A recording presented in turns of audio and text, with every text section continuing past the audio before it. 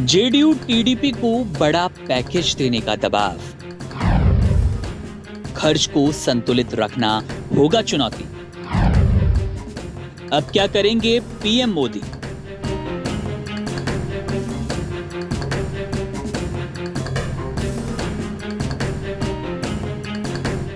चार जून को लोकसभा चुनाव 2024 के परिणाम आने के बाद ये साफ हो गया कि अब नरेंद्र मोदी की लहर कुछ कमजोर पड़ गई है।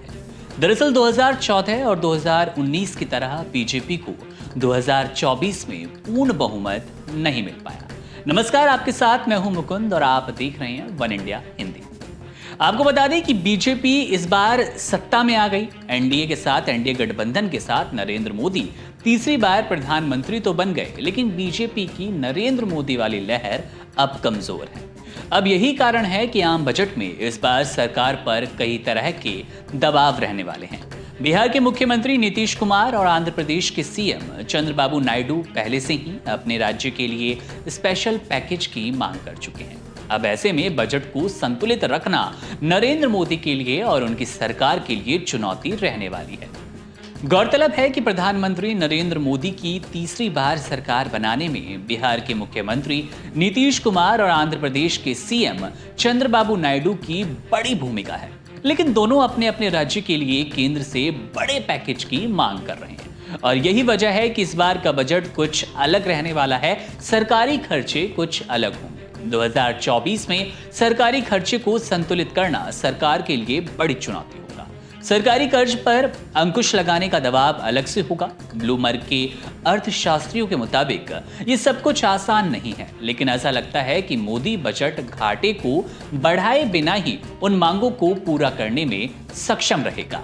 मीडिया रिपोर्ट्स के मुताबिक बॉन्ड बिक्री से सरकार ने 14.1 ट्रिलियन जुटाने का लक्ष्य रखा है, लेकिन सर्वे में शामिल एक भी शख्स को ऐसा नहीं लगता कि बजट घाटा बढ़ने वाला है।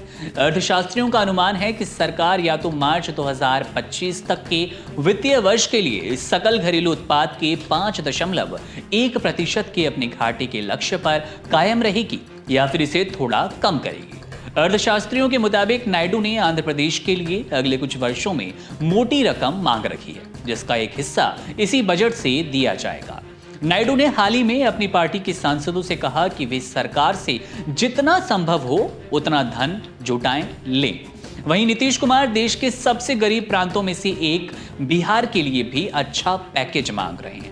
वहीं बैंक ऑफ अमेरिका कॉरपोरेशन ने फिक्स्ड इनकम, करेंसी और कमोडिटीज के प्रमुख विकास जैन के मुताबिक अगर सरकार घाटे में और कमी लाने की योजना बनाती है तो इससे बॉन्ड में और ज्यादा तेजी आ सकती है। इस सरकार ने हमेशा राजकोषीय घाटे को कम करने और संतुलन लाने की कोशिश की।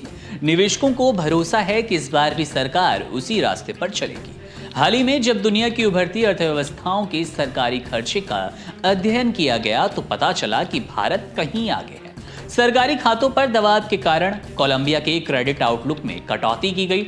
दूसरी ओर बजट जानकारों के अनुसार सरकार चुनाव में मिले नतीजों को देखते हुए कुछ लोक लुभावन फैसले ले सकती है, लेकिन राजस्व में अचानक हुई वृद्धि उन्हें बिना राजकोषीय घाटा बढ़ाए साथ ही दलों को खुश करने का मौका देगी।